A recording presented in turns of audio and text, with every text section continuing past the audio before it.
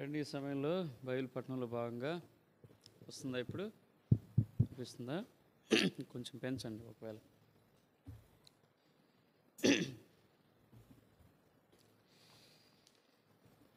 Bible పట్టణంలో భాగంగా దేవుని వాక్యాన్ని మనం ధ్యానించుకుంటాం. రండి ఈ సమయంలో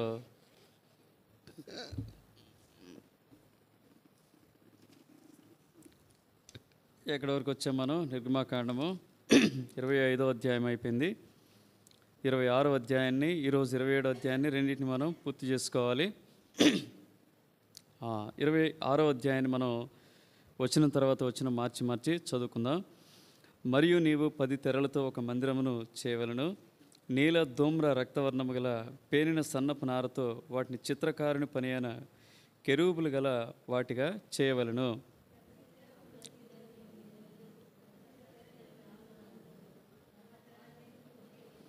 ఐదు తెరలను ఒకదానితో ఒకటి కూర్చోవలను. మిగిలిన 5 తెరలను ఒకదానితో ఒకటి కూర్చోవలను.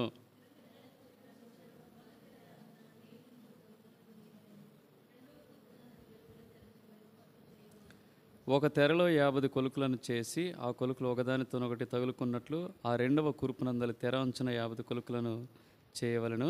మరియు 50 బంగారు గుండీలను చేసి ఆ గుండీల చేత ఆ తెరలను ఒకదానితో ఒకటి కూర్చోవలను. అది ఒకటే మందిరమగును.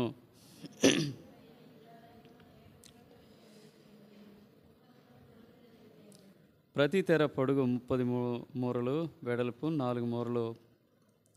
11 తెరల కొలత ఒకటే.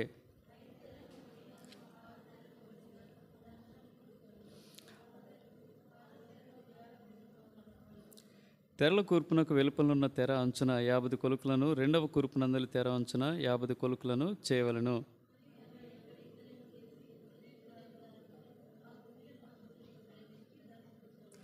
ఆ గుడారపు తెరలో మిగిలిన వేలాడు భాగము అనగా మిగిలిన సగం తెర మందిరం వెనుక ప్రక్క మీద వేలాడవలను.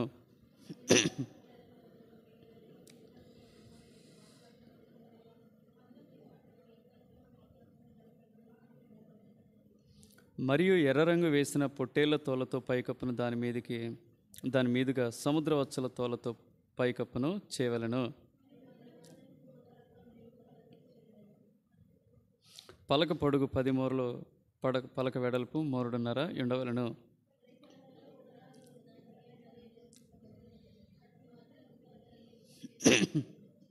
ఇరువది పలకలు కుడివైపున అనగా దక్షిణ దిక్కున మందిరమునకు పలకలను చేయవలను.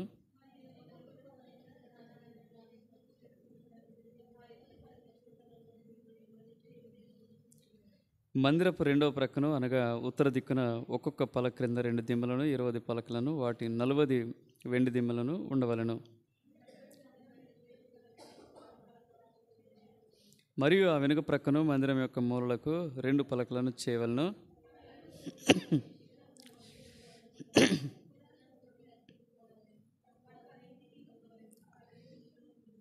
పలకలు 8, వాటి వెండి దిమ్మలు 16, ఒక్కొక్క పలక క్రింద 2 దిమ్మలు ఉండవలను.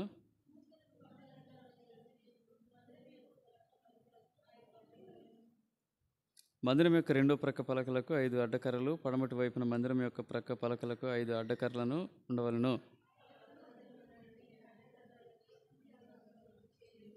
ఆ పలకలకు బంగారు రేకును పొదిగించి వాటి అడ్డ కర్రలుండి వాటి ఉంగరములను బంగారుతో చేసి అడ్డకర్రలను బంగారు రేకును పొదిగింపవలను.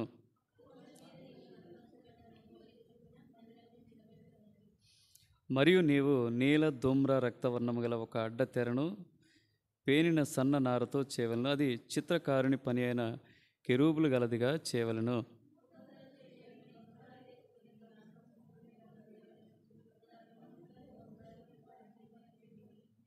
ఆ అడ్డతెరను ఆ కొలుకుల క్రింద తగిలించి సాక్ష్యపు మందసము అడ్డతెర లోపలికి తేవలను. ఈ అడ్డతెర పరిశుద్ధ స్థలమును అతి పరిశుద్ధ స్థలమును వేరు చేయును. అడ్డతెర వెలుపల బల్లను, ఆ బల్ల ఎదుట దక్షిణపు వైపునున్న మందిరం యొక్క ఉత్తర దిక్కున దీపవృక్షమును ఉంచవలను.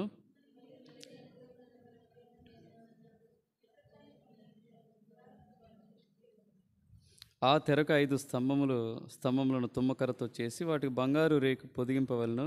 వాటి వంపులు బంగారువి, వాటికి 5 ఇత్తడి దిమ్మలు పోతపోయవలను. అదే ఈ అధ్యాయాన్ని చదువుకుంటే ఇది మామూలుగానే అర్థమవుతుంది కదా, ఇందులో ఏమి మనకు వాస్తవమే చెప్పేది అని ఒక నమూనా. మోషేకి ఏం చేస్తూ వచ్చాడు, ఒక నమూనా దేవుడు ఇస్తూ వచ్చాడు. ఆ నమూనాని చూపించి దాని ప్రకారం కొలతలతో సహా దేవుడు ఏం చేస్తూ ఉన్నాడంటే మోషేకి తెలియజేస్తూ ఉన్నాడు. గత వారం మనం 4 ప్రధానమైన అంశాలు మనం ధ్యానించుకున్నాం. ఏమిటది? ఒకటి మందసం, అదే మొత్తం టోటల్ మందసం. 2 కరుణాపీఠం. 3 బల్ల. 4 దీపవృక్షం. వెరీ గుడ్, గుర్తుంది. బైబిల్ స్టడీ ఆ విధంగానే కొంచెం గుర్తుంటే మేలు, గుర్తు లేకపోతే కష్టం. మనం ఏం ధ్యానించుకుంటున్నాం ఇదంతా మీరు ఊహించుకోవాలి. ఏం చేయాలి? ఊహించుకోవాలి. మనమే ఒక మందిరాన్ని కడుతున్నాము. మందిరం కట్టేటప్పుడు అవి ఎక్కడ ఏమున్నాయి, లోపల సంగతి నుంచి లోపల నుంచి బయటకు వస్తున్నాడు దేవుడు. లోపల నుంచి ఇవన్నీ ఎక్కడ ఉంటాయి? వాస్తవికంగా చూస్తే ఇవన్నీ ఎక్కడ ఉంటాయి? ఎక్కడుంటాయి ఇవి? మనం గత అధ్యాయంలో చదువుకున్న ఎక్కడ ఉంటాయి? లోపల ఉంటాయి. లోపల అంటే ఇంకా చెప్పొచ్చు. ఎక్కడుంటాయి? ఇంకా చెప్పొచ్చు. అతి పరిశుద్ధ స్థలంలో ఉండేటటువంటి వాటి గురించి ఇవి చెప్తా వచ్చింది. కాబట్టి ఒక వరుస క్రమంలో మనం జ్ఞాపకం ఉంచుకుంటే తేలిక అవుతుంది. ఈ అధ్యాయంలో మనం కొన్ని సంగతులు మనం చూస్తాం. ఓకేనా? దానికంటే ముఖ్యంగా ఈనాడు చాలామంది అజ్ఞానంతో ఉన్నారు కదా. చాలా అజ్ఞానంతో దీని మీద వర్తమానాలు చెప్తూ ఉంటారు. అవసరమే లేవండి అంటే ఏ వర్తమానాలు అంటే ఏవో ఆపాదించి చెప్తూ ఉంటారు. ఏవో ఆపాదించి వర్తమానాలు చెప్తూ ఉంటారు. సరళమైనటువంటి విధానంలో దేవుడు, పరిశుద్ధాత్మ దేవుడు చెబుతూ వచ్చాడు తప్ప వీటికి విపరీతార్థాలు తీయాల్సినటువంటి అవసరం ఏమి లేదు. అయితే కొన్ని ప్రాముఖ్యమైన సంగతులు అనేవి ఉన్నవి. మెట్టు చూస్తే బైబిల్ పట్టణం అనేది ఒక వ్యక్తిని ఏం చేస్తుంటే చక్కగా దైవికమైనటువంటి జ్ఞానంతో నింపి మంచి మార్పులు తీసుకురాగలుగుతుంది. ఎంతమంది నాతో ఏకీభవిస్తారు ఈ మాటతో చెప్పండి? బైబిల్ పట్టణంలో ఉంటే మీ జీవితాన్ని మీరు ప్రశ్నించుకోండి. మీ మనస్సాక్షిని మీరు అడగండి. మీరు ఇంతవరకు గత సంవత్సరం నుంచి ఇప్పటివరకు మానకుండా బైబిల్ పట్టణానికి వచ్చిన వాళ్ళు ఎవరున్నారు చెప్పండి? వీళ్ళున్నారు కదా. మీ జీవితాల్లో ఏమాత్రమో ఈ బైబిల్ పట్టణం అనేది ఉపయోగపడలేదా? మీ ఆత్మీయతకి మీరు చెప్పండి. ఉపయోగపడదా లేదా? మీరు చెప్పబోతే మిగతా వాళ్ళు మానేస్తారు. ఉపయోగపడదా లేదా? ఖచ్చితంగా ఉపయోగపడదు. మేము కూడా బైబిల్ పట్టణానికి ఇట్లాంటి బైబిల్ పట్టణం కాదు మేము కలిగి ఉన్నది. సిస్టమేటిక్గా ఉండేటటువంటి అధ్యాయం తర్వాత అధ్యాయం వివరించేటటువంటి బైబిల్ పట్టణానికి కాదు మేము వెళ్ళింది. దాదాపుగా 3-4 సంవత్సరాలు మనం బైబిల్ పట్టణానికి వెళ్ళుంటాం. మేము ఇక్కడ కూడా వెళ్ళాం. ఇక్కడ కూడా నేను సమయం ఉన్నప్పుడల్లా వాళ్ళని తీసుకుపోయేది, లేదా మేము కలిసి పోయేది. బైబిల్ పట్టణం నేను తీసుకోవటం జరిగింది. బైబిల్ పట్టణాన్ని రెహబోతులో దాదాపుగా ఒక 2 సంవత్సరాల పాటుగా బైబిల్ పట్టణం తీసుకుంటూ వచ్చింది. మీకు నేనేది చెప్తే అది వినేటోళ్ళు కాదు వాళ్ళు. అర్థమైందా? నేనేది చెప్తే అది వినేటోళ్ళు కాదండి వాళ్ళు. సంఘము ఎప్పుడు తిమోతి గారు అర్థమైంది. తిమోతి గారి బోధలు విన్నవాళ్ళు, తిమోతి గారి బోధల ద్వారా వాళ్ళు ఏం చేస్తూ వచ్చారంటే రక్షణ పొందిన వాళ్ళు, వాళ్ళు ఎంతో వాక్యంలో ఎదిగిన వాళ్ళు, ఆత్మీయ పరిణితి చెందిన వాళ్ళు. అన్నపూర్ణమ్మ ఆంటీ అని, కృపాబాయమ్మ ఆంటీ అని, ఆ తర్వాత సుశీలమ్మ ఆంటీ అని, తర్వాత విజయరావు అన్నని, తర్వాత లాజర్ అని, ఆ తర్వాత ఇంకా చాలామంది ఉన్నారు కదా. అక్కడ పెద్ద పెద్ద వాళ్ళు ఉన్నారు. వాళ్ళంతా కూడా ఎవరంటే దాదాపుగా 60 ఏళ్ళకి పై ఉన్నవాళ్ళు, 60 ఏళ్ళు 50 నుంచి 60 మధ్యలో ఉన్నవాళ్ళు, 30-40 సంవత్సరాలు ప్రభుతో స్థిరంగా నడుచుకున్న వాళ్ళు. వాళ్ళ మధ్య బైబిల్ పట్టణాన్ని పంచుకోవటానికి దేవుడు ఎంతగానో సహాయపడతా వచ్చాడు. వారిని అడిగితే వాళ్ళు చెప్తారు కదా. ఏమిటి దోహదపడేదంటే మొట్టమొదటిగా మనం సరైన గురి కలిగి ఉండాలి. బైబిల్ పట్టణం అంటే ఏంటి? బైబిల్ పట్టణం ద్వారా ఎలాంటి ప్రయోజనాలు మనం పొందగలుగుతాం? మన ఆత్మీయతకు బైబిల్ పట్టణం ఏ విధంగా దోహదపడుతుంది? ఈ విషయాలు మనం ఏముండాలంటే గమనం కలిగి ఉండాలి, చక్కటి ఆలోచన కలిగి ఉండాలి. కనీసం 7 సంగతులైన బైబిల్ పట్టణం ద్వారా మనం పొందుకుంటాం. ఒకటేంటి చెప్పండి? మీరు చెప్పండి. మీరు జనరల్గా చెప్పండి. వాక్యం నేర్చుకుంటాం. ఇంకా ఇంకా ఇంకా చెప్పండి. ఇంకేం లేవా? చరిత్ర తెలుసుకుంటాం. ఇంకా ఇంకా అదే వాక్యం ధ్యానించుకోవటం వల్ల, వాక్యం పఠించడం వల్ల, వాక్యాన్ని వివరించుకోవటం వల్ల మనకి ఇవన్నీ ప్రయోజనాలు కదా. మొట్టమొదటిగా ఏం కలుగుతుందంటే, మనం ఎప్పుడైతే వాక్యాన్ని ధ్యానించుకుంటామో మనకు సంతోషం కలుగుద్ది. వాక్యం ద్వారా ఏం కలుగుతుంది చెప్పండి? నిజంగా ఈ అనుభవంలో ఉంటే వాళ్ళు ఏం చేస్తారంటే, అన్ని నియామక కూడికల్ని ఎలా తీసుకుంటారంటే సవాలుగా తీసుకుంటారు. ఎలా తీసుకుంటారు? సవాలుగా తీసుకుంటారు. వాక్యం ద్వారా ఏం కలుగుతుంది చెప్పండి? సంతోషం అండి. వాక్యాన్ని ధ్యానించు, వాక్యం విను, వాక్యం పట్ల శ్రద్ధ కలిగి ఉండు. ఏం కలుగుతుంది? 63వ కీర్తన 5వ వచనంలో ఒక మాట అంటాడు కీర్తనకారుడు.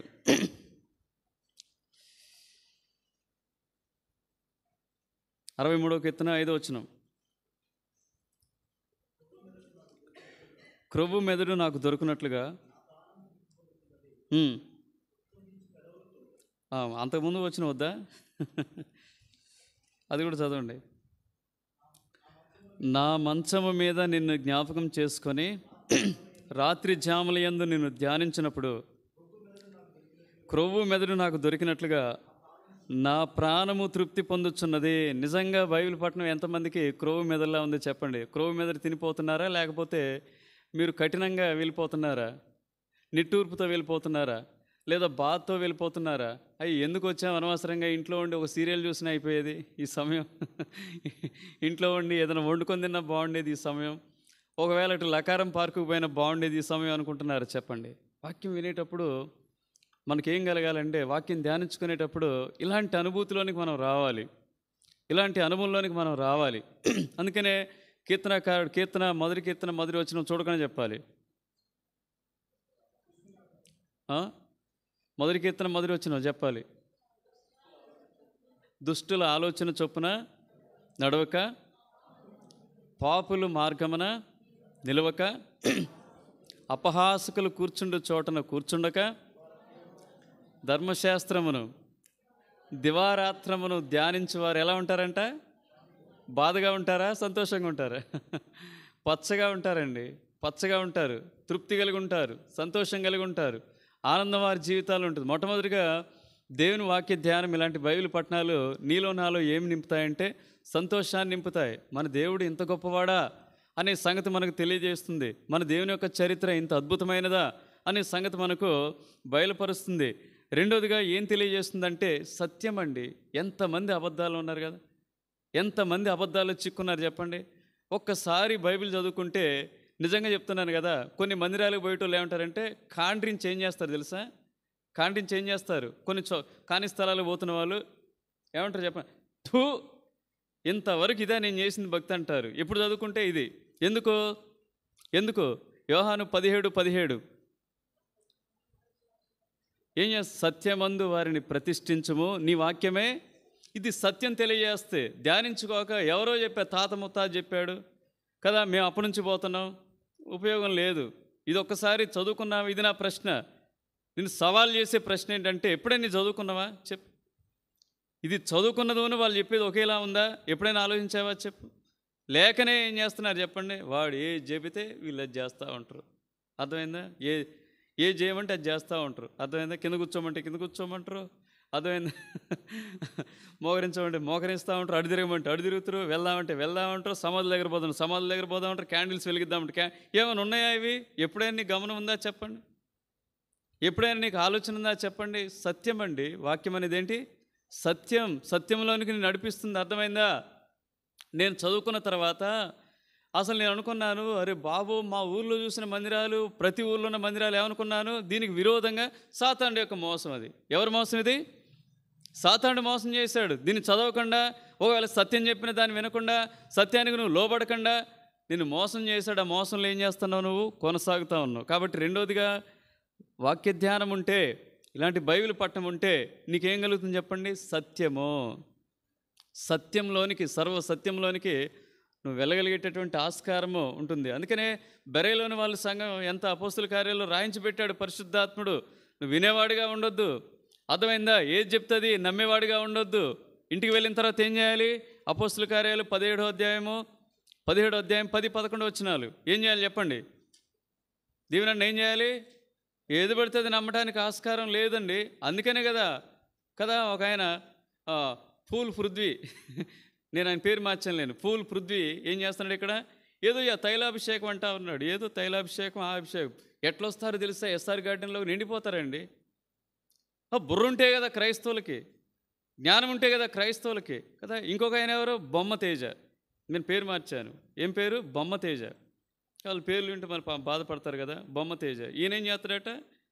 పేర్లు చెప్తాడట. ఈయనేం పేర్లు చెప్తాడట కదా. పేర్లు చెప్పారు, ఒక పర్పస్తో చెప్పారు. నువ్వెందుకు చెప్తున్నావు చెప్పు? నువ్వు పేర్లు చెప్తే అప్పులు తీరిపోయినవాడి, పేర్లు చెప్తే రోగాలు పోయినవాడి. ఇది తప్ప యేసుప్రభు వచ్చిన దేనికి? యేసుప్రభు వచ్చిన దేనికి? నీ పాపం నుంచి విడిపించి, అర్థమైంది, నీ పాపాలు క్షమించి, నీ హృదయాన్ని మార్చి, నీకు నూతన జీవం ఇచ్చి, నీకు రక్షణ ఇచ్చి, అర్థమైందా, నీకు నిత్య జీవానికి తీసుకువెళ్ళే క్రమంలో ఒక సంఘం సహవాసం ఇచ్చి తన స్వరూపంలోనికి నేను మార్చి, ఆయన వచ్చినప్పుడు నేను తీసుకుపోయి ఆ నిత్య రాజ్యంలో ఉంచడానికి. అర్థమైందా? కానీ ఇవన్నీ చేస్తూ ఉంటున్నారు కదా. ఇవన్నీ మోసాలు. ఎప్పుడు మోసాలు జరుగుతాయి? వాక్యము ఆ బెరలో వాళ్ళకున్నటువంటి జ్ఞానం చదవండి. ఎంత జ్ఞానం ఉంది వాళ్ళకి. వాళ్ళ ఇంటికి పోయి ఏం చేస్తూ ఉన్నారండి? మీరు కూడా ఇంటికి పోయి చేయండి ధ్యానం. ఈయన ఇట్లా చెప్తా ఉన్నాడు కదా, నిజమా కాదా చదువు, నీకు ధైర్యం ఉంటే. అపోస్తుల కార్యాలు 17, 10, 11 వచనాలు.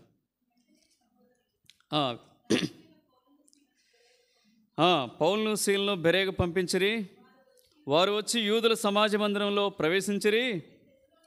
వీరు తెస్సలోనికలో ఉన్న వారి కంటే గనులయుండిరి గనుక ఆసక్తితో వాక్యం అంగీకరించి పౌలును సీలయును చెప్పిన సంగతులు అలాగున్నవో లేవో అని ప్రతిదినము లేఖనములను ఎక్కడ పడితే అక్కడ పోతా ఉన్నారండి కదా. పౌలు సీలు ఎవరండి చెప్పండి. నేను నన్ను పోలి మీరేం చేయండి? నేను క్రీస్తును పోలి నడుచుకున్నట్లుగా మీరు నన్ను పోలి ఎవరైనా అనగలరండి? చెప్పండి. అబద్ధ బోధకులు తప్ప ఎవరు అనలేరు ఆ మాట. కానీ పౌలు అబద్ధ బోధకుడా? కాదే. నిజమైన బోధకుడు, పరిశుద్ధాత్మ దేవునితో నింపబడినవాడు కదా. అలాంటి ఆయన చెప్పిన మాటలనే వాళ్ళు ఏం చేస్తూ వచ్చారు చెప్పండి? ఎగ్జామిన్ చేస్తూ వచ్చారు కదా. మా మాటలు మీరు ఎంత ఎగ్జామిన్ చేయాలి చెప్పండి? ఎంత ఎగ్జామిన్ చేయాలి? ఎంత పరిశోధించాలి? అది ఎక్కడ చేస్తున్నావో చెప్పు. ఎప్పుడైనా మీ అయ్యగారు చెప్పినవి, మీ అమ్మగారు చెప్పినవి, నువ్వు వెళ్తున్నటువంటి స్థలంలో చెప్పినటువంటి మాటలు ఇందులో ఉన్నవా? ఎప్పుడైనా చూసుకున్నావా? ఇందులో ఉన్నవా? రాయించి పెట్టాడా? లేనివి చెప్తా ఉంటే నమ్ముతా ఉన్నారు. మళ్ళీ ఏమంటారు? ఎవరన్నా కఠినంగా మాట్లాడితే అయ్యగారులు వాళ్ళు విమర్శించొద్దండి, ఎవరిని తీర్పు తీర్చో దేవుడే. ఇదొకటి నేర్చుకుంటారు కదా. సత్యమేనండి. ఏ దేశం పోయినా అర్థమైందా? సత్యం. అసత్యాన్ని ఏం చేయమన్నాడు? ఖండించాలి. కానీ మనం తీర్పు తీర్చడానికి మనకు లేదు. ప్రభువు ఒకనాడు ఏం చేస్తాడంటే వాళ్ళకి తీర్పు తీరుస్తాడు. తీర్పుగా సత్యాన్ని బహిర్గతం చేయటం అనేది మన బాధ్యతగా తీసుకోవాలి కదా. మూడోదిగా వాక్యం ధ్యానించుకోవటం వల్ల ఏం కలుగుతుంది చెప్పండి? బైబిల్లో తప్ప 3 భయంకరమైన రహస్యాలు ఇంకెక్కడా లేవండి. ఏమిటా రహస్యాలు చెప్పండి? సాతాను గురించినటువంటి వివరణ ఎందులో ఉంది? నిన్ను మోసగించేవాడిని, అర్థమైందా, నిన్ను పక్కదారి పట్టించేవాని గురించి, ఆ తర్వాత నీకు అబద్ధాలు చెప్పేవాని గురించి, అర్థమైందా, నిన్ను సత్యం నుంచి దూరం చేసేవాని గురించి. అంటే ఎవడో సాతాను గురించి రాసినటువంటి పుస్తకం ఇది. మరి తెలుసుకోవద్దా చెప్పండి? నీ శత్రువుని గురించి నువ్వు తెలుసుకోకపోతే అనేక శత్రువు ఏం చేస్తాడు చెప్పండి? నిన్ను పిడిగుద్దులు గుద్దుతాడు, ముక్కు మీద, మొహం మీద. అర్థమైందా? రక్తం గారి ఆసుపత్రి పాలవుతాం. ఎప్పుడు ఎవరి గురించి తెలుసుకోకపోతే? శత్రువు గురించి తెలుసుకోకపోతే. శత్రువు గురించి రాసినటువంటి పుస్తకం ఇది. ఆ తర్వాత పాపం గురించి, ఆ తర్వాత నరకం గురించి, పరలోకం గురించి రాసినటువంటి పుస్తకం అండి ఇది. అర్థమైంది? దీన్ని ధ్యానించుకోవటం ఎంతో అవసరం అండి. అర్థమైంది? ఇది మూడవ సంగతి. నాలుగోదేంటి? ఈ గ్రంథం నిన్నేం చేస్తుంటే నడిపించగలదు. దేవుని వాక్యం ఏం చేయగలదు నిన్ను? కీర్తనలు 8:32 ఉంటుంది కదా. 32:8. Very good. కొంచెం ఎట్లన్నా నీకు ఉపదేశము చేసేదను, నీవు నడవలసిన మార్గం నేను నీకు, అది సరైన మార్గంలో నిన్ను బోధించగలుగుతుంది. బయలు పట్టణానికి నువ్వు రాగలిగితే నువ్వు సరైన మార్గంలో వెళ్ళగలుగుతావు, తప్పుదారిలోకి వెళ్ళలేవు. ఏదో ఒక దినాన నా జీవితంలో జరిగిన సంఘటన ఏంటంటే, నేను అనుదినం బైబిల్ చదువుకునేది 2015లో. అంతవరకు మళ్ళీ ఎక్కడికి వస్తాం? మళ్ళీ సామెతలు, కీర్తనలు. ఇది నా బ్రతుకు కదా. దాదాపుగా 12 ఏళ్ళ 2006 నుంచి 14 వరకు అంటే ఎన్ని సంవత్సరాలు? 8 సంవత్సరాలు. 8 సంవత్సరాలు వ్యర్థంగా గడుపుతూ వచ్చాను. అయినప్పుడు ఇంకో ప్రశ్నకు జవాబు దొరికేది. ఆ తర్వాత ఏదైనా నియామకుడిగలు పోయినప్పుడు నా ప్రశ్నలన్నిటికీ జవాబులు దొరుకుతూ ఉండేవి. ఇంతకు మించి ఇంకో ప్రయత్నం చేస్తూ వచ్చాను. ఆ దినాల్లో జాక్పన్న గారివి బాగా వినేవాళ్ళం, బాగా చదువుకునేవాళ్ళం. ఇప్పుడు యాప్ కూడా లేదు, కానీ అప్పుడు ఒక యాప్ ఇట్లాంటివి ఏమీ లేవు. సిఎఫ్సి ఇండియా కొడితే అందులోకి వెళ్ళిపోయేటవాళ్ళం, తెలుగులోకి పోయేటవాన్ని. ప్రతి వారం ఆయన ఒక ఆర్టికల్ పెడతారు. ఆర్టికల్ ఏం చేసేది, విధిగా ఇంట్లో కూర్చొని సిస్టమ్ ముందు కూర్చొని జాగ్రత్తగా దాన్ని చదువుకుంటూ రిపీటెడ్గా 2-3 సార్లు రిపీటెడ్గా ఏం చేసేది, అది వింటూ ఏమైనా లోటుపాట్లుంటే, నాకు అర్థం కాని విషయాలుంటే నోట్ చేసుకునేది. అంత మాత్రమేనా, మళ్ళీ జాక్పన్న గారు ఏం చేస్తూ వచ్చారంటే మొత్తం కూడా త్రూ బైబిల్ అని ఆయన ఏం చేస్తూ వచ్చారంటే ఆదికాండం నుంచి ప్రకటన గ్రంథం వరకు కూడా ఏం చేస్తూ వచ్చారంటే ప్రతి పుస్తకం మీద కూడా ఆయన వ్యాఖ్యానించి పెడతా వచ్చారు. అవి సీడీ కొనుక్కున్నానండి, డబ్బులు పెట్టి సీడీ కొనుక్కున్నాను, అవన్నీ సిస్టంలో ఎక్కించుకున్నాను. ప్రతిరోజు స్కూల్కి పోయేటప్పుడు, వచ్చేటప్పుడు, ఖాళీగా ఉన్నప్పుడు ఎప్పుడు అది వింటూ ఉండేది. ఎదురు కూడా ఆయన వంట చేసేటప్పుడు కానీ ఇంట్లో పెద్దగా పెట్టుకొని మేము వింటూ వచ్చాం. మొత్తానికైతే డౌట్స్ అన్ని, సందేహాలను పోయి ఎక్కడికి పోయి నేర్చుకోవాలి. 2015లో పూర్తిగా బైబిల్ ధ్యానించుకుంటూ వచ్చాను. దేవుడు ఎంతగానో సహాయపడుతూ వచ్చాడు. అనుకున్నాను ఆది కాండము అయిపోయేంత వరకు దేవుని స్వరం ఎట్లా వినటమో. అప్పుడే భక్సింగ్ గారి పుస్తకం యెహోవా స్వరం అని ఒక పుస్తకం ఉంది. భక్సింగ్ గారు రాసినటువంటి పుస్తకం ఉందా? ఎవరి దగ్గర ఉంది? ఎంతమంది దగ్గర ఉంది? ఆ పుస్తకం చదువుతూ ఉంటే ఆయన రాస్తా వచ్చాడని, దేవుడు మాట్లాడతాడు, దేవుడు మాట్లాడతాడు, దేవుడు మాట్లాడతాడంటే ఇన్నిసార్లు మాట్లాడతాడని రాయబడింది కాబట్టి ఖచ్చితంగా దేవుడు నాతో మాట్లాడుతానే భక్సింగ్ గారు ఏం చేస్తూ వచ్చారంటే మాట్లాడతాననే నమ్మకంతో చదవటం మొదలుపెట్టారంట. అయిపోయేసరికి ఆదికాండం పూర్తయ్యేసరికి ఎన్నో పర్యాలు ఈ మాట చదువుతూ వచ్చారట. కాబట్టి దేవుడు నాతో మాట్లాడతాను నిశ్చయం దొరికాయని చదువుతా ధ్యానిస్తూ వచ్చారు.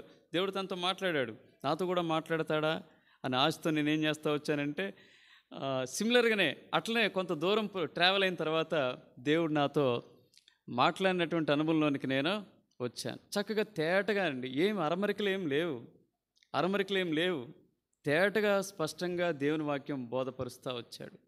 ఆ తర్వాత మార్గం తెలియపరుస్తూ వచ్చాడు. ఏం చేయాలి, ఎక్కడుండాలి, ఎక్కడుంటే నా ఆత్మీయత వర్ధిల్లుతుంది, ఈ సంగతులన్నీ ఒక మార్గం, ఒక మాటలో చెప్పాలంటే ఒక మార్గాన్ని నాకు దేవుడు చూపిస్తూ వచ్చాడు. కాబట్టి ఈ రాత్రికాలం ఈ మాటలు వింటున్న నీవు కూడా దేవుని వాక్యం ద్వారా దేవుడు నీకేం చేస్తారంటే ఉపదేశించగలడు. 4వదిగా ఏం దొరుకుతుంది చెప్పండి? జ్ఞానం దొరుకుతుందండి. ఏ జ్ఞానం దొరుకుతుంది? దైవిక జ్ఞానం అండి, అపారమైనటువంటి జ్ఞానం. ఇది లేకపోతే ఎంతో ప్రమాదం. ఈనాడు అన్నిటికీ సమ్మతిస్తావు. ఈ మధ్యనే ఒక 4 రోజుల క్రితమే ఒక పెద్ద ఆయన నేను కలుసుకుంటా వచ్చాను. మా స్కూల్కి వచ్చాడు. నేను కూడా దేవుని సేవకు నన్ను పరిచయం చేసుకున్నాడు. ప్రైజ్ లార్డ్ అని చెప్పాను. కోసేపు మాట్లాడిన తర్వాత మీది ఏ సంఘం అడుగుతారు కదా, ఏ డినామినేషన్ అన్నాడు. మాది ఇండిపెండెంట్ అని చెప్తా వచ్చాను నేను. నేను అడిగాను. ఆయన ఏమన్నాడంటే క్రీస్తు సంఘం అని చెప్తా వచ్చాడు. సరే మంచిది, ఎప్పుడైనా మా దగ్గరకు వచ్చి వాక్యం పంచుకుంటా నేను అన్నాను. సరే మీరు కూడా మా దగ్గరకు వచ్చి వాక్యం పంచుకుంటా అని చెప్తా వచ్చాను. ఆ తర్వాత నేనేం చేశానంటే మాకు ఛానల్ ఉందండి, వీలైతే అందులో వినండి, ఒకవేళ మా బోధ మీకు సరైనది అనిపిస్తే మమ్మల్ని పిలుచుకోండి, కొన్ని పాటలు కూడా పాడిపెట్టామని చెప్పేసి ఒక పాటను ఆయనతో షేర్ చేశాను, సబ్స్క్రైబ్ చేయించాను. ఆయన పాట విన్నాడు అనమాట. పాట విని ఏమంటున్నాడో తెలుసా, ఇన్ని వాయిద్యాలు వాయించమని దేవుడు చెప్పలేదు కదా, పాట అంటే ఏం చేయాలంటే మనం వాడాలి, ఏం వాయిద్యాలు ఉండకూడదంట, చప్పట్లు ఉండకూడదంట, ఏమి ఉండకూడదని చెప్పేసి ఇక వితండవాదం మొదలుపెట్టాడు. ఇది ఒక అవాంతర శాఖ అని నాకు అర్థమైంది. ఆయన వెళ్ళేది ఇది నా ఆత్మీయతకు అవాంతర శాఖ అనేది హితబోధలో బీబన్ అదే అంటాడు అనమాట. ఇది ఒక అవాంతర శాఖ కదా. నాకు అనిపించింది ఏంటండి ఇది వాయిద్యాలు వాయించొద్దు ఇదంటారు. నేను అన్నాను, అప్పుడు నా వాక్య పరిజ్ఞానం ఉన్న కారణం చేత నేను ఒకటి అన్నాను, పౌలు భక్తుడు ఏ నిబంధనకు సంబంధించిన వాడండి అని అడిగాను. అంటే నూతన నిబంధన భక్తుడండి అని చెప్పాడు. మంచిదే. ఆయన ఏమంటున్నాడు, పదే రోమా 10:4 అంటున్నాడు, ధర్మశాస్త్రానికి యేసు ప్రభు సమాప్తి అయ్యి. కొన్నింటికి అర్థమైందా? కొన్ని కోణాలు అంటే అప్పటి వరకు ఏమనుకున్నారంటే క్రియల ద్వారా రక్షణ అనుకున్నారు, అర్థమైందా? కానీ యేసు ప్రభు వచ్చిన తర్వాత విశ్వాసం ద్వారానే రక్షణ. ఆయనకు సంబంధించినటువంటి వచనాలు అన్నీ ఏమైపోయాయి? నెరవేర్పులోనికి వచ్చాయి. కాబట్టి ఆఖరికి ఏమంటా వచ్చాడు చెప్పండి, ధర్మశాస్త్రానికి యేసు ప్రభు సమాప్తి అయి ఉన్నాడు కదా. ఆయన తీసుకోవాల్సిన అర్థం వేరు కదా. ఇప్పుడు ఏమంటున్నాడంటే పాత నిబంధనలు అయితే అట్లా ఉన్నది, కానీ సంగీతాలు, వాయిద్య పరికరాలు కానీ కొత్త నిబంధనలు అలాంటిది ఏం లేదు. సేవకుడు పాడాలి, మిగతా వాళ్ళు ఏం చేయాలి? కూర్చొని నిద్రపోవాలి. అని చెప్తా వచ్చాడు. నేను అన్నాను, సరే కొలస్సీ 3:16 సంగతి ఏంటని నేను అడిగాను. కొలస్సీ 3:16 సంగతి ఏంటి? మీరు వాక్యం 65 ఏళ్ళంట, 65 ఏళ్ళు కదా, మరి కొలస్సీ 3:16 సంగతి ఏంటి? పౌలు కొత్త నిబంధన పాత నిబంధన అంటే కొత్త నిబంధన అన్నాడు. మరి ఆయన రాసిన సంగతి ఏంటి? అబద్ధమా? ఏం చేయమన్నాడమ్మా? ఏం చేయమన్నాడు చెప్పు. సంగీతములతోనూ కీర్తనలతోనూ ఆత్మ సంబంధమైన పద్యములతోనూ, వాయిద్యములు కూడా ఉంటుంది అక్కడ మాట ఉందా? ఉందా లేదా?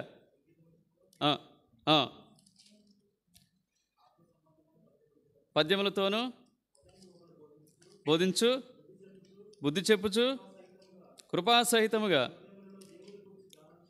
దేవుని గురించి గానము చేయుచు, సమస్త విధములైన జ్ఞానముతో. మరి సంగీతములతోనంటే ఏంటి అంటున్నాడు? నోటితో అంటున్నాడు. వామ్మో, ఏందండి నోటితో ఎన్ని సంగీతాలు వస్తాయండి? మేమన్నా మిమిక్రీ ఆర్టిస్టుమా అన్నాడు. దేవుని వాక్యం చెప్తుంది కదా, అల్లరితో కొన్ని ఆటపాటలు. ఊరు నాయనగా నేను అనుకున్నా ఇది ఒక అవాంతర శాఖ అనుకున్నా. ఆ సందర్భం వేరయ్యా, ఈ సందర్భం వేరయ్యా. ఎప్పుడు నీకు వాక్యం తెలిస్తేనే తప్పుడు బోధల నుంచి, తప్పుడు విధానాల నుంచి, అయ్యా నేను చెప్పాను, నువ్వు పెద్దోడివి, వయసులో పెద్దోడివి, అయితే పూర్తిగానే చదువు బైబిలు, లేకపోతే ఇట్లాంటి బోధ ఎక్కడ చేయొద్దని చెప్పాను. చేయొద్దని చెప్తూ దండం పెట్టేసి నా సమయం వృధా అని చెప్పేసి వెళ్ళిపోయాను కదా. నీ వాక్యం తెలిసి ఉండాలి, దైవిక జ్ఞానంతో నింపబడి ఉండాలి. లేకపోతే అనేకులు ఏం చేస్తారంటే, నేను డైలమాలో పడేస్తారు. నేను ఎప్పుడైతే సందేహంలో నెట్టేస్తారో సాతానుడు ఏమవుతాడు?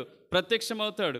వాడు ఇంకా ఏం చేస్తాడంటే, అసలు నువ్వు మందిరం పోవటమే దండగంటాడుగా, పోవడమే దండగండి, ఇన్ని ఎందుకు పెట్టారంటాడుగా, వీటి వల్ల ఏం ఉపయోగం నీకు అంటాడు కదా. అందుకని చోటు ఇవ్వద్దు, ఒక క్రమం కలిగినటువంటి సహవాసాన్ని ఎంచుకో, అందులో స్థిరంగా ఉండు, సరిపోతుంది కదా. జ్ఞానం ఆరోదుగా ఏం లభిస్తుంది చెప్పండి? వాక్యము వినటం వల్ల, వాక్యం ధ్యానించుకోవటం వల్ల ఆదరణ అండి, ధైర్యం అండి, పురుకొల్పండి. దొరకదా చెప్పండి? 119వ కీర్తనలో ఎన్ని మాటలు ఉన్నాయి కదా. నీ వాక్యం నన్ను ఇక ఆదరించున్నదంటాడు, ఒక చోట బ్రతికించి ఉన్నదంటాడు కదా. భయం పోగొట్టుద్దండి, నీ జీవితంలో ఆత్మీయ పురుకొల్పును పట్టుకొస్తుంది. అర్థమైందా? కలవరపడనీయకుడి. ఎంత ఆదరణ ఆ మాట. మీ హృదయములను కలవరపడనీయకుడి అంటాడు కదా. ఆ తర్వాత ఏడోది ఏంటంటే, ఏడోది ఏంటి చెప్పండి? దేవుని యొక్క గుణలక్షణాలు మనలో ఏమవుతాయి చెప్పండి? ప్రతిష్ఠించబడతాయి. దేవుని యొక్క గుణలక్షణాలన్నీ కూడా మనలో ప్రతిష్ఠించబడతాయి. కాబట్టి ప్రతి ఒక్కరు కూడా విధిగా ఏం చేయాలి చెప్పండి? దేవుని వాక్యాన్ని ధ్యానించుకోవాలి. ఒకవేళ వ్యక్తిగతంగా ధ్యానించుకునేటటువంటి వెసులుబాటు కానీ, సామర్థ్యం కానీ లేకపోతే బైబిల్ పట్టణానికి వచ్చి దేవుని వాక్యాన్ని క్రమంగా వినండి. మీకు నేను ఎష్యూరెన్స్ ఇస్తాను, 1 సంవత్సరం క్రమంగా ఉండండి, మీరు దైవికంగా ఎంతగా వెలుగొందుతారో అది మీరే చెప్తారు ఇక్కడికి వచ్చి సాక్ష్యం.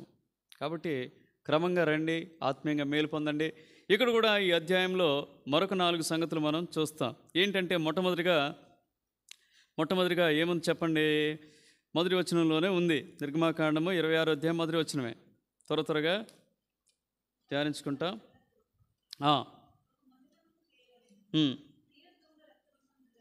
నీల ధూమ్ర రక్తవర్ణము గల పేనిన సన్నపు నారతో ఇప్పుడు నివాసమును దేంతో చేయమని చెప్తా ఉన్నాడు చెప్పండి? ఇక్కడ ఒక పదాన్ని వాడుతూ వచ్చాడు. నీల ధూమ్ర రక్తవర్ణము గల పేనిన సన్నపు నారతో. నీలము, ధూమ్రం అంటే ఊదా, రక్తవర్ణం అంటే ఎరుపు. ఈ 3 రంగుల గురించే పరిశుద్ధాత్మను ఎందుకు రాయించి పెట్టాడంటే, నీలం అంటే పరలోకానికి సాదృశ్యం అంట. దేనికి సాదృశ్యం అంట? పరలోకానికి. ఆ తర్వాత ధూమ్రం అంటే దేనికి సాదృశ్యం అంటే రాజరికానికి. దేనికి? రాజరికానికి సాదృశ్యం. మూడోది రక్తవర్ణం అంటే యేసు ప్రభు యొక్క బలియాగానికి, త్యాగానికి సాదృశ్యం అండి. అందుకనే ఈ విధంగా ఒక నమూనాని బయలుపరచడం జరిగింది.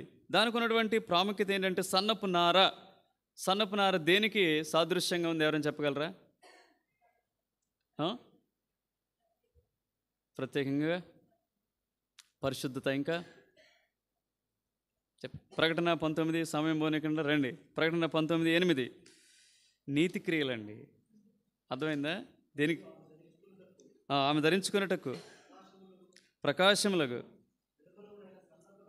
నిర్మలములైన సన్నపు నార బట్టలు ఆమెకి ఇవ్వబడును, అవి పరిశుద్ధుల నీతి క్రియలు. అర్థమైంది? ఎందుకు అంటే అక్కడ నీతితో నింపబడాలి, పరిశుద్ధతతో నింపబడాలి. అర్థమైందా? దాని కారణం చేతనే అక్కడ ఏం వాడుతూ వచ్చాడంటే సన్నపు నార కదా. ఇంకా అందుకనే మనం గమనించినట్లయితే పదే పదే ఈ అధ్యాయంలో దీన్ని రిపీటెడ్గా మనం చూస్తాం.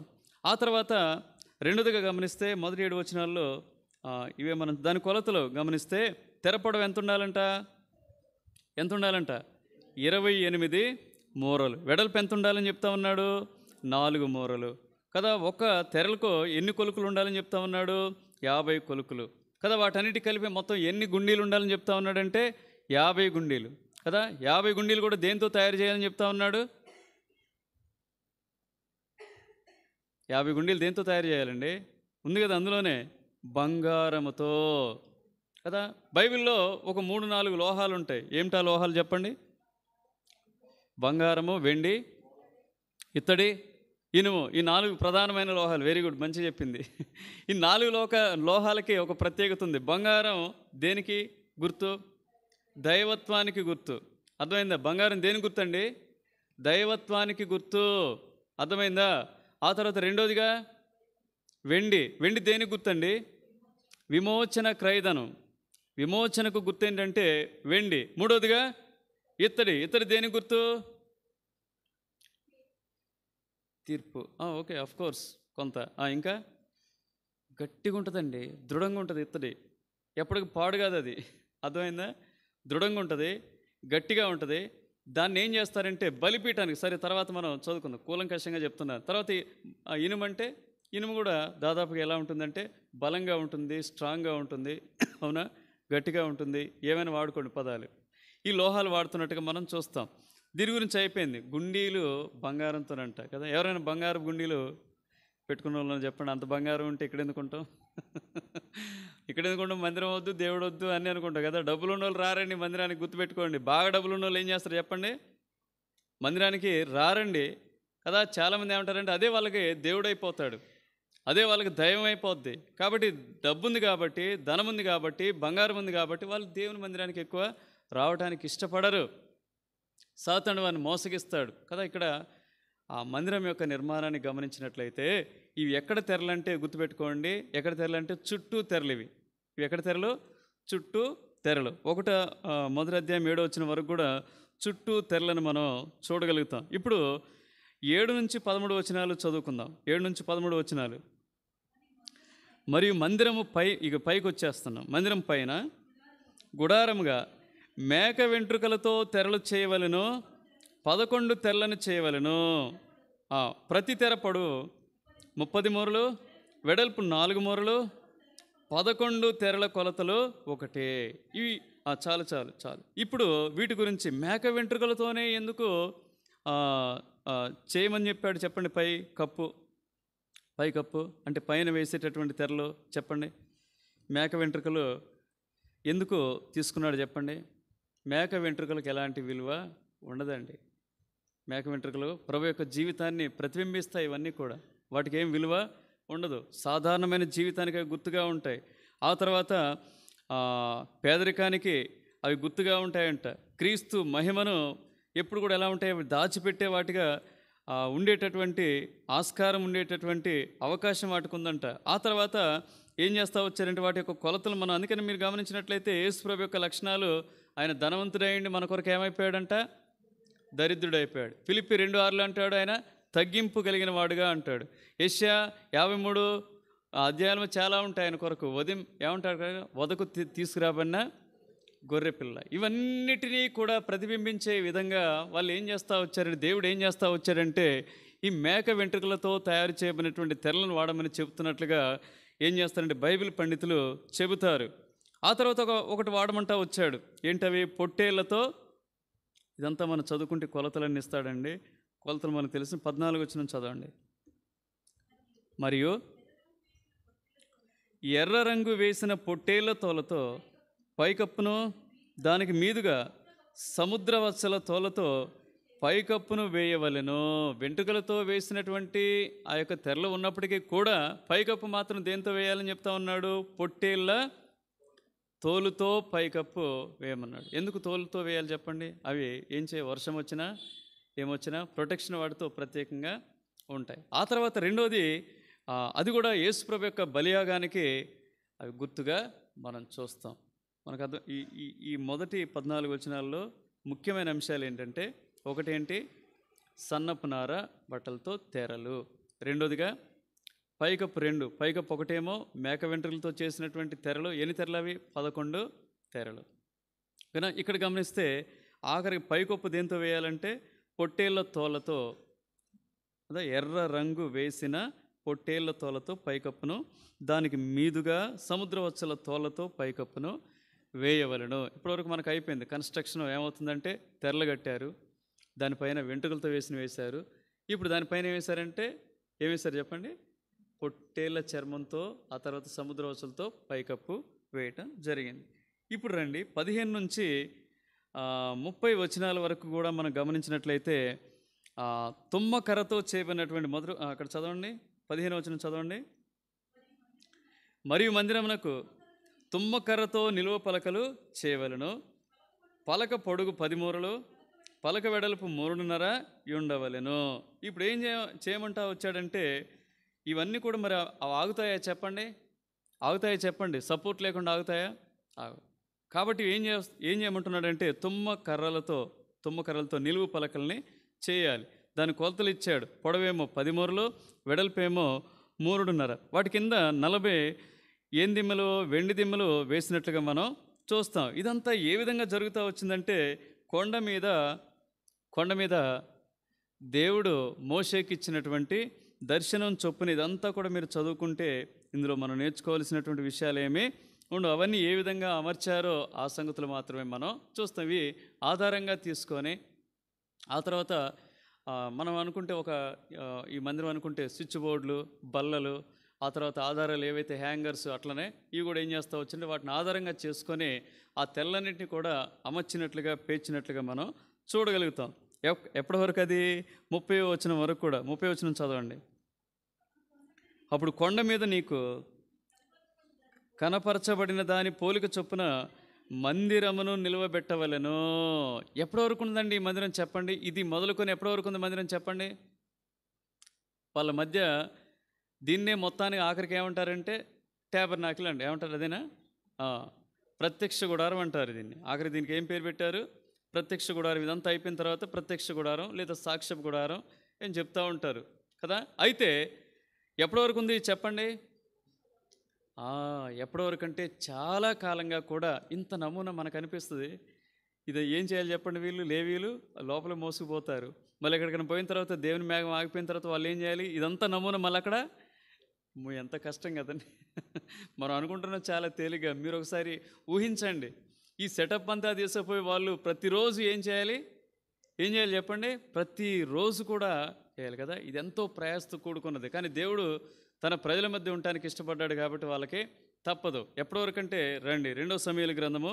ఒకనాడు భారం కలుగుద్ది. మనం కూడా దేవుని మందిరం పట్ల భారం కలిగి ఉండాలండి. భారం కలిగి ఉండాలి. ఎవరు కలిగింది భారము? దావీదు ఒక మొదటి 3 వచనాల్లో మంచి మాటలు ఉపయోగిస్తాడు.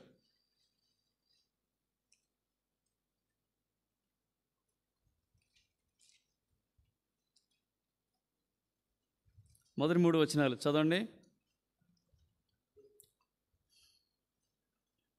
2వ సమూయేలు గ్రంథం 7వ అధ్యాయం పేరు చెప్పలేదా? యెహోవా నలుదిక్కుల అతని శత్రువుల మీద అతనికి విజయం ఇచ్చి అతనికి నెమ్మది కలుగు చేసిన తర్వాత రాజు తన నగరి యందు కాపురముండి నాతానను ప్రవక్తను పిలువనంపి, నేను దేవదారు మ్రానుతో కట్టిన నగరి యందు వాసం చేయుచుండగా దేవుని మందసము డేరాలో నిలిచిన్నదనగా, నాతాను, యెహోవా నీకు తోడుగానున్నాడు, నీకు తోచినదంతయో నెరవేర్చుమనెను. ఏమి ఆలోచన కలిగి ఉన్నాడు చెప్పండి? ఎంత భారం ఉంది. నేను దేవదారు మ్రానులతో కట్టిన నగరి యందు వాసము చేయుచుండగా. ఇదే భారము ఒక సేవకుల్లో కలుగుతుంది, ఒక ప్రవక్తలో. ఎక్కడ? హబక్కూక, హగ్గయ. దేవుని మందిరం అంతా పాడైపోయిందంట. దేవుని మందిరానికి కొరకు వాళ్ళు ఏం చేయటం లేదంట. అప్పుడు ఆయన అంటాడు, మీరేమో సరంబి వేసిన ఇళ్ళల్లో ఉంటున్నారు అంటాడు. చదవండి. భారం పట్టింపు ఉండాలండి. అక్కడ ఏం జరుగుతుంది, అక్కడ ఏమైనా అక్కర్లు ఉన్నాయా, నేనేమైనా చేయగలనా దేవుని మందిరం కొరకు. కానీ ఈనాడైతే అలాంటి పరిస్థితి ఏం లేదు. మన హృదయమే మన మందిరం. నువ్వు ప్రత్యేకంగా చేయాల్సింది ఏమీ లేదు. చేయగలిగితే చేయి, కాదని అంటం లేదు. కానీ నీ హృదయ మందిరాన్ని ఏం చేయి, జాగ్రత్త చేసుకో. ఈ మందిరం పాడై ఉండగా మీరు సరంబి వేసిన ఇళ్లలో నివసించుటకు ఇది సమయమా? కాబట్టి సైన్యములకు అధిపతిగా యెహోవా సెలవిచ్చినదేమనగా, మీ ప్రవర్తన గురించి ఆలోచించుకొనుడి. మీరు విస్తారంగా విత్తినను మీ కొంచెమే పండెను. మీరు భోజనం చేయుచున్నను ఆకలి తీరకై ఉన్నది, పానం చేయుచున్నను దాహం తీరకై ఉన్నది, బట్టలు కప్పుకొనుచున్నను చలి ఆగకున్నది. పనివారు కష్టం చేసి జీతము సంపాదించుకొనను, జీతము చినిగిపోయిన సంచిలో వేసినట్టుగా ఉన్నది. ఆలోచించుకోవాలి. కొంతమంది అనుకుంటారు, నేను యేసుప్రభువుని నమ్ముకున్నాను, నేను బాగానే ఉన్నాను, ఇంక అయిపోయింది, ఇంకెందుకు అక్కడ ఏమైనా కానీ. కాదండి, నువ్వు ఏ సంఘంలో ఉన్నావో ఆ సంఘం పట్ల నువ్వు బాధ్యత కలిగి ఉండాలి, పట్టింపు కలిగి ఉండాలి. అర్థమైందా? అక్కడ అక్కర్ల గురించి చెప్తున్నప్పుడు ప్రార్థించాలి. నువ్వు చేయగలిగినటువంటి దేవుడిచ్చినటువంటి సామర్థ్యాన్ని బట్టి నువ్వు ఏం చేయాలి, దేవుని పనికి సహకరించాలి. ఇది మంచి విశ్వాసికి, మంచి ఆత్మీయతకు గుర్తుగా ఉంటుంది. అయితే ఇక్కడ గమనించినట్లయితే దావీదులో ఉన్నటువంటి భారము ఎంతో విలువైనది. ఆ తర్వాత మోషేకి చెప్పినప్పుడు కూడా మోషే ఏం చేస్తా వచ్చారంటే నమూనా చొప్పున దాన్ని నిలబెట్టినట్టుగా మనం చూస్తాం. తర్వాత నాలుగో అంశంగా 31, 32, 31 నుంచి 37 వచనాలు చూస్తే అక్కడ లాస్ట్కి ఒక పదం. మొట్టమొదటిగా ఈ అధ్యాయంలో సన్నపు నార బట్టతో 10 తెరలు, రెండోదిగా మేక వెంట్రుకలతో గుడారము, తర్వాత పైకప్పేమో సముద్ర వత్సల, తర్వాత పొట్టేళ్ళ చర్మంతో వేసినటువంటి పైకప్పు, మూడోదిగా తుమ్మ కర్రల నిలువు పలకలు, తర్వాత నాలుగోదిగా గమనిస్తే అడ్డతెర. 31, 37 వచనాలు చదవండి. అడ్డతెర.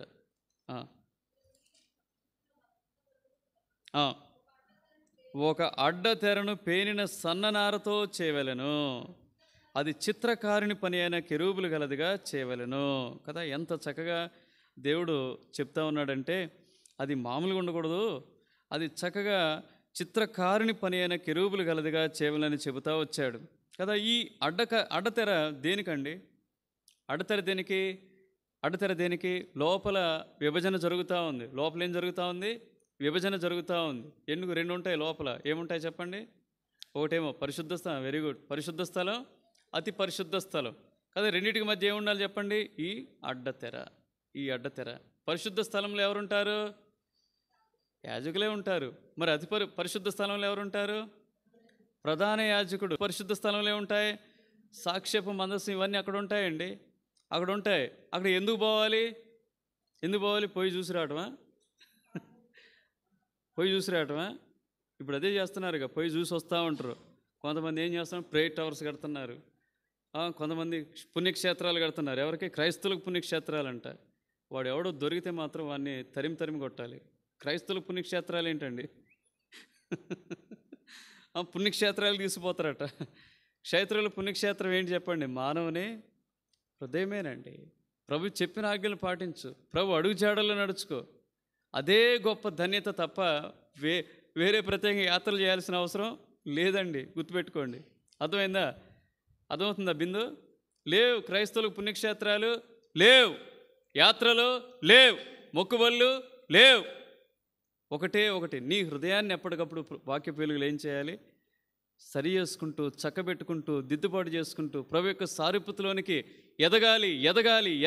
ఎదగాలనే వాంఛ, జిజ్ఞాస, అపేక్ష నీలో ఉండాలి తప్ప అక్కడ పోవాలి, ఇక్కడ పోవాలి, అవి చెల్లించాలి, ఇవి చెల్లించాలి, ఇలాంటివి లేవండి. ఇలాంటివేమీ లేవండి. గుర్తుపెట్టుకోండి. ఈ అడ్డతెరలో ఉండేటటువంటి ఈ అడ్డతెర ఎప్పటి వరకు ఉందో చెప్పండి? మత్తయి సువార్త 27 అధ్యాయం వరకు ఉందని చెప్పాలి. ఎక్కడి వరకు ఉంది చెప్పండి?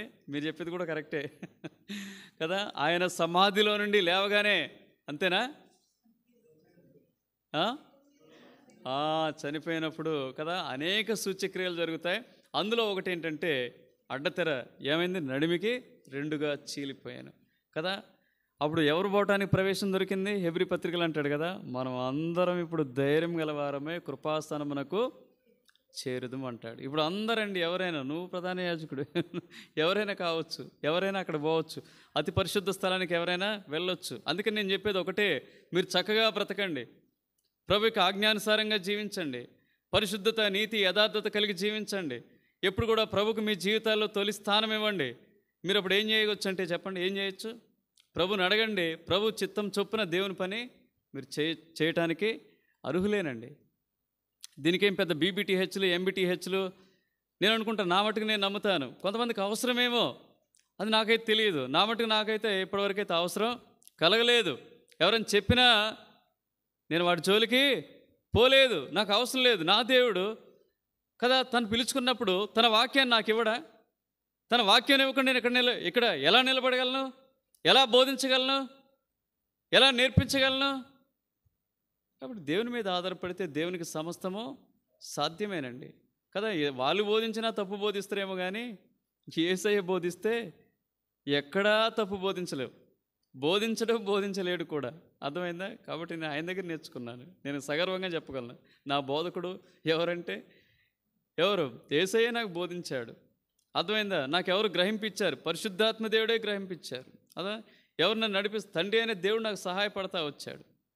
కాబట్టి ఇది గుర్తుపెట్టుకోండి. ఎక్కడికి పోయి ఏదో చేయాల్సినటువంటి అవసరం లేదు. శారీరకంగా నల్లగొట్టుకోండి. హెబ్రోన్లో వాళ్ళకి ఏం చేస్తారు చెప్పండి?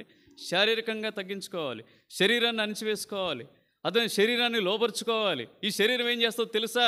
వాక్యానికి లోబడకుండా చేస్తుంది. అందుకని గలతీలకు రాస్తూ ఆత్మ శరీరము ఆత్మకును విరోధముగా అపేక్షించును అన్నాడు కదా. దీన్ని లోపరుచుకునేటటువంటి తత్వం మీలో ఉంటే మీకు వాక్యం ఏమవుద్ది?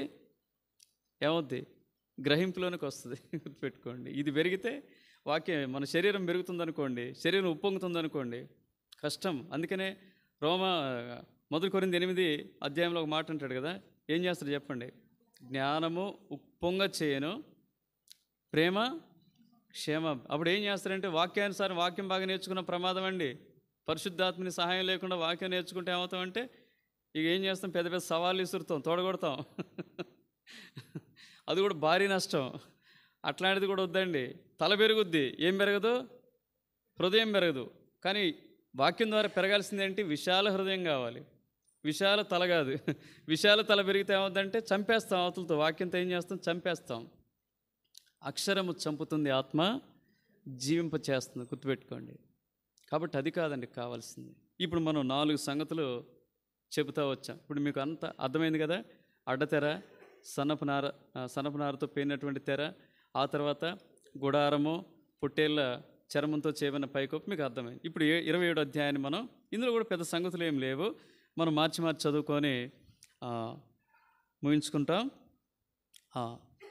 మరియు 5 మూరల పొడవు 5 మూరల వెడల్పు గల బలిపీఠము తుమ్మకర్రతో నీవు చేయవలను. ఆ బలిపీఠము చచ్చౌకముగా నుండవలను. దాని ఎత్తు 3 మూరలు.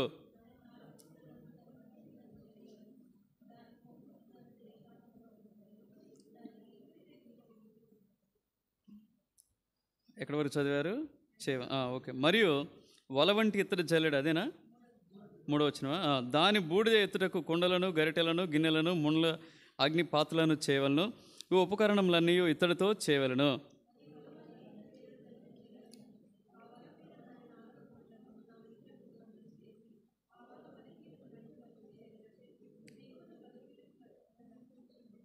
మరియు బలిపీఠము కొరకు మోతకర్రలను చేయవలను. ఆ మోతకర్రలను తుమ్మకర్రతో చేసి వాటికి ఇత్తడి రేకు పొదిగింపవలను.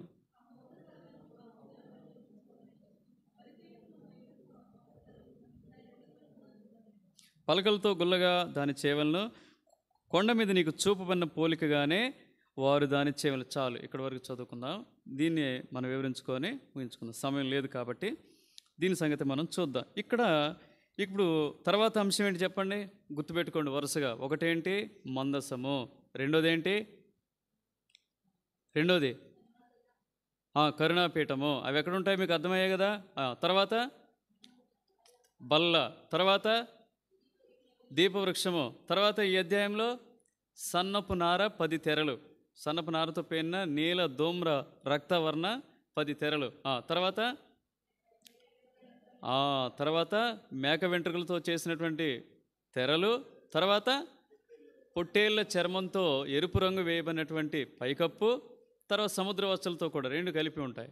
తర్వాత తుమ్మకర్రలు సపోర్టు ఆధారంగా మరి రకరకాల పనులకు వాటిని వినియోగించారు కదా. ఆ తర్వాత అడ్డతెర ఎక్కడ ఉంటుందో. ఇప్పుడు ఇంకొకటి వచ్చింది, ఏంటిది? బలిపీఠం ఎక్కడ ఉంటుంది? బయట ఉంటుంది. ఇప్పుడు బయటకు వస్తున్నాం మనం కదా. ఇప్పుడు కాస్త అది అయిపోయింది, కప్పు అంతా అయిపోయింది కదా, మీకు క్లియర్గా అయిపోయింది. ఏమైపోయింది? ప్రత్యక్ష గుడారము లోపల సంగతి అంతా అయిపోయింది, పైకప్పు కూడా అయిపోయింది, ఇంకేం లేదు. ఇప్పుడు ఎక్కడికి వస్తున్నాం మనం? బయటికి. బయట ఏముంది ఇప్పుడు చెప్పండి. ఆవరణలోకి రాగానే ఇది మనకు కనిపిస్తూ ఉంటుంది. అతి పరిశుద్ధ స్థలానికి ఇదే మార్గం. ఇది దాటుకున్న తర్వాతనే ఎక్కడ పోవాలి మనం? అర్థమైంది. అంటే ఇది ఒక నూతన నిబంధనలో సిలువకి ఇది ఎలా ఉంది? ఇది దాటుకున్న తర్వాత నువ్వు నిజ జీవితంలో ఎక్కడ వెళ్ళగలవు చెప్పండి? పరిశుద్ధమైన జీవితంలోనికి, నీతియుక్తమైన జీవితంలోనికి. అర్థమైందా? మంచి జీవితంలోనికి అడుగు పెట్టాలంటే ఇప్పుడు దేన్ని దాటుకొని పోవాలి మనం? సిలువని. ఆ దినాల్లో వాళ్ళు ఏం చేయాలి? ఇక్కడ బలిపీఠం దగ్గర ఏం చేయాలి చెప్పండి? బలులు అర్పించాలండి, అర్పణలండి, దహన బలులు. అక్కడ ఎప్పుడు కూడా ఏముంటాయి చెప్పండి?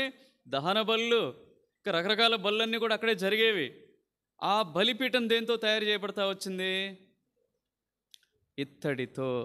ఇత్తడికి ఉన్నటువంటి లక్షణాలు ఏంటంటే, ఒకటి దృఢంగా ఉంటుంది, గట్టిగా ఉంటుంది, లాంగ్ లాస్టింగ్, ఎప్పటికి కూడా పాడవకుండా ఉంటుంది. కాబట్టి దాన్ని అక్కడ వాడటం జరుగుతూ వచ్చారు. కీర్తనలు 107:16 చూస్తే ఈ ఇత్తడికి ఉన్నటువంటి లక్షణాలు మనం చూడొచ్చు. కీర్తనలు 107:16 ఒక 3 రిఫరెన్స్లు చదువుకొని మనం ఎలానగా ఇత్తడి తలుపులను పగలగొట్టి ఉన్నాడు, ఇనుప గడియలను విరగొట్టి ఉన్నాడు. అంటే అర్థం ఏంటి? ఇత్తడి ఎంత గట్టిగా ఉంటుందో, కఠినంగా ఉంటుందో దీన్ని బట్టి మనం అర్థం చేసుకోవచ్చు. అర్థమైందా? తర్వాత ఇంకో చోట రాస్తాడు, మీకా గ్రంథము 4వ అధ్యాయం 13వ వచనం. మీకా గ్రంథము 4వ అధ్యాయం 13వ వచనం.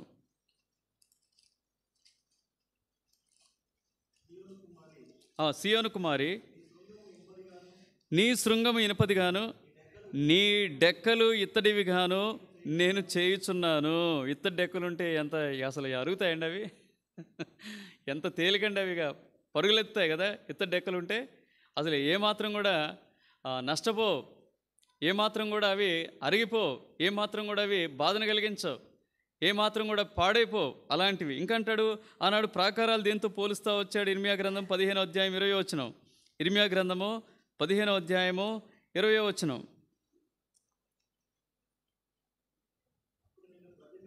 అప్పుడు నేను ప్రజలు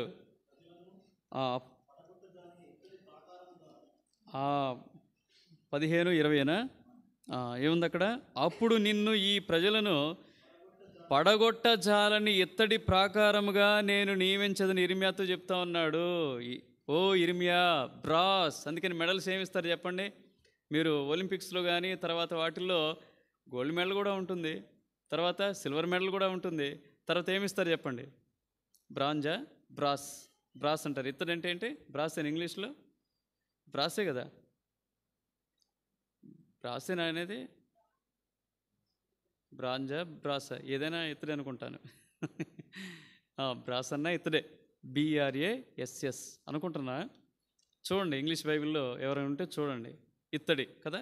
వాళ్ళు కూడా ఎందుకు ఇత్తడి ఇస్తారంటే అవి లాంగ్ లాస్టింగ్, అవి తొందరగా పాడైపో. అందుకని ఇక్కడ ప్రాకారాలు కూడా ఇర్మియాతో చెప్తా ఉన్నాడు, నీ చుట్టూ ఏ ప్రాకారాలు ఉంచాను? నేను ఇత్తడి ప్రాకారాలు ఉంచాను, కాబట్టి నీకు ఏ హాని కలగదని చెప్తా ఉన్నాడు. కాబట్టి మనం ఇక్కడ గమనించాల్సింది ఏంటంటే 27వ అధ్యాయంలో మొదటి 8 వచనాల్లో గమనించినట్లయితే ఇత్తడి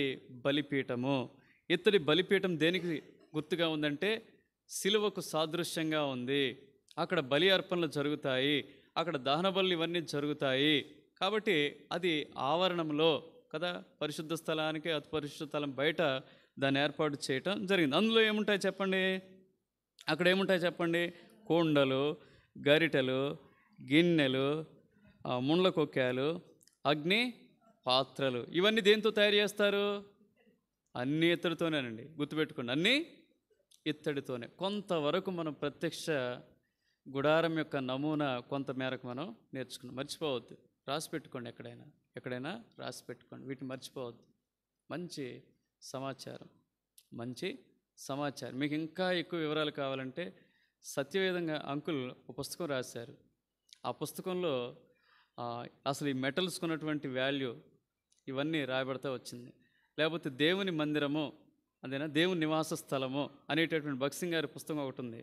ఆ పుస్తకంలో కూడా మీకు ఇంకా ఎక్కువ సమాచారం మీరు దొరికితే, మీకు ఆ పుస్తకాలు దొరికితే కొనుక్కోండి. ఎక్కువ సమాచారం, వీటికి సంబంధించిన ప్రత్యక్ష గుడారానికి సంబంధించినటువంటి సమాచారం మీకు దొరుకుతుంది. ఇప్పుడు నేను కొనాలి మనం పోయాను, ఇద్దరం వెతికాము, అది దొరకలేదు. కానీ నేను బై గాడ్స్ గ్రేస్ నాకున్నటువంటి సోర్సెస్లో నేను కొంత ఇన్ఫర్మేషన్ గ్యాదర్ చేసుకుంటూ వచ్చాను. భవిష్యత్తులో మీరు ఆ పుస్తకాలు అయితే చదవండి, అవి మీకు ఎంతగానో దోహదపడతాయి. దేవుడి తలంపులు దీవించునుగాక.